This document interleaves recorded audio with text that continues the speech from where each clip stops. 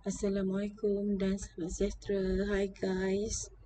So saya nak terangkan sikitlah tentang konten course introduction yang saya dah bagi kat you slide-nya. Okay, ini detail yang saya boleh baca lah. Yang ini pun you boleh baca, cumanya saya nak highlight.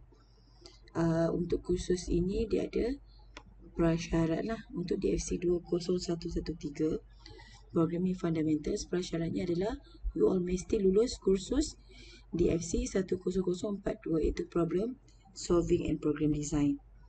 Okay, seterusnya kita tengok sikit course learning outcomes. Okay, untuk kursus ni hanya ada dua sahaja course learning outcome. Yang pertama, objektif yang pertama nanti di hujung semester ataupun upon completion of this course, okay, all of you should be able to implement programming element and articulate how they are used to achieve a working program.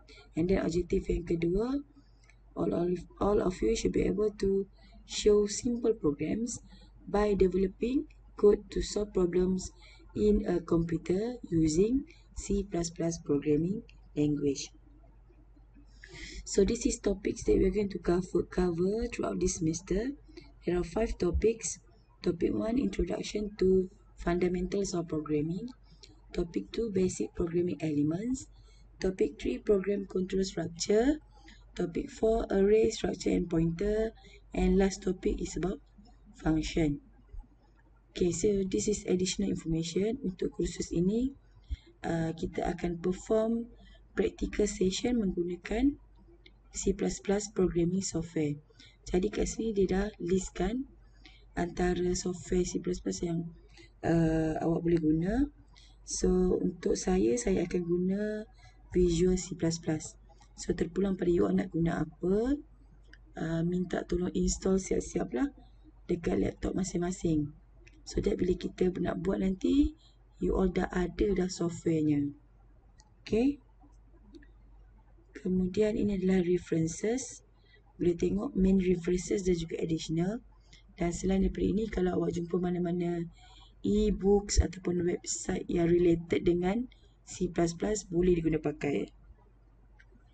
Okay, and then ini adalah tentang course assessment.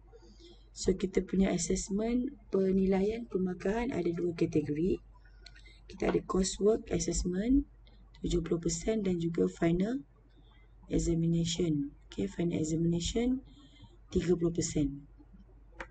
Okay, kita tengok pecahan for coursework assessment. Untuk coursework assessment yang 70% tu kita ada 3 quiz, 1 teori test, 5 laboratory task dan 2 problem based task. Manakala untuk final examination dia akan contribute sebanyak 30%. Okay. So this is class guidelines for this semester.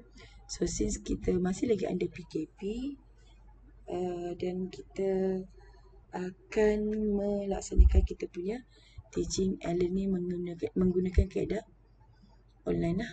Okay, kita akan fully online session. So there's no face to face. Kita hanya akan face to face secara atas talian.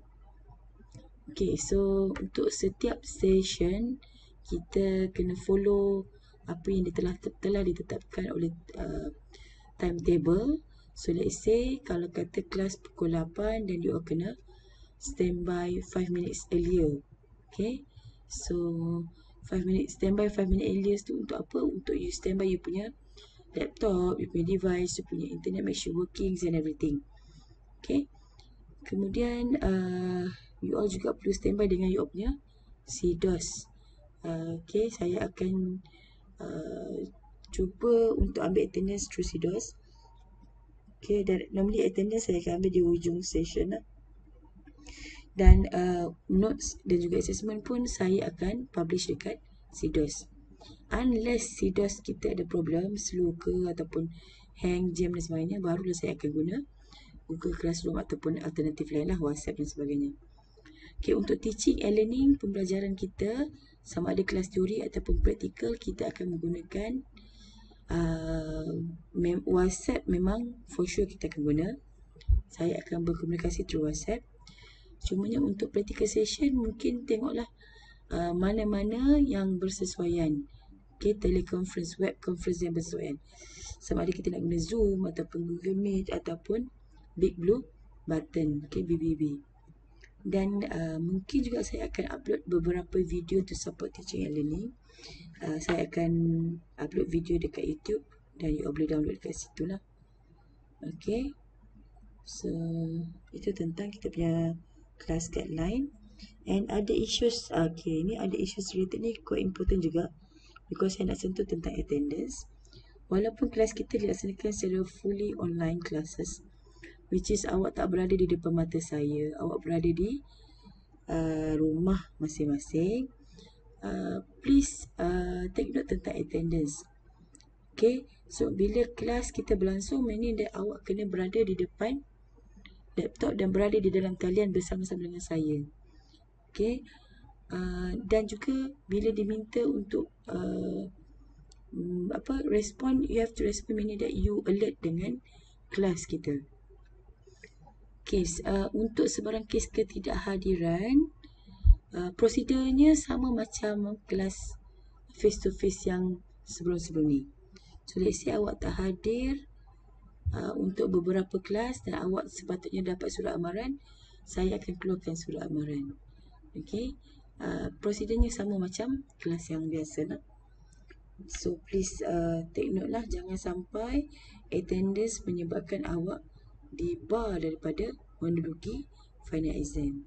Okay, kemudian since online class juga, kita akan bersemuka secara atas talian, jadi memerlukan komitmen daripada kamu semua, yang mana saya akan mengajar teori dan praktikal secara online, dan memang